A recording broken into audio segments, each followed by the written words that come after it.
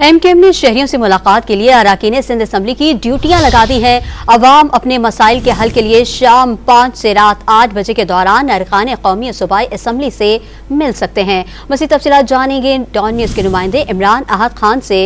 इमरान, बताइएगा कौन सा रुकन किस इलाके में बैठेगा, कहाँ ड्यूटी लगेगी?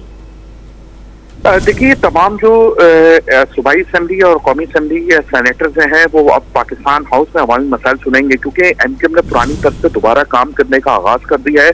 अवामी मसाइल को हल करने का ये मिशन है इनका। एमकेएम पाकिस्तान ने शहरियों से मुलाकात के लिए अरकान सूबाई और कौमी असम्बली और सेनेटर्स जो है उनकी ड्यूटियां जो है वो लगा दी हैं।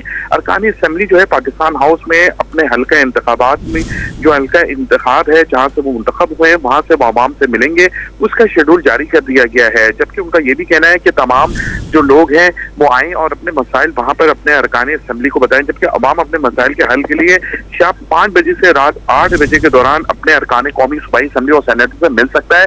जबकि ये भी बताया गया है कि राब्ता कमेटी है, जो निगरान राब्ता कमेटी, उनकी जानिब से हिदायत की है तमाम अरकान असम्बली को कि वो वक्त की पाबंदी करें, अवाम से मिले और अवाम के मसाइल के हल के लिए फौरी इक़दाम करें। अगर अवाम के मसाइल हल नहीं होते हैं, सरकारी जो लोग बैठे हैं वो मसाइल हल नहीं करते हैं, तो फिर असम्बली में आवाज उठाएं। किसी भी तरह कराची और हैदराबाद और जो सिंध के शहरी इलाकों की आबादी है वहाँ के लोगों के मसाइल किसी भी तरह हल करने हैं। जी, अवाम मसाइल के हल के लिए शाम 5 से रात 8 बजे तक अरकान से मुलाकात कर सकेंगे। इमरान अहद खान हमें तफसीलात से आगाह कर रहे थे, आपका शुक्रिया।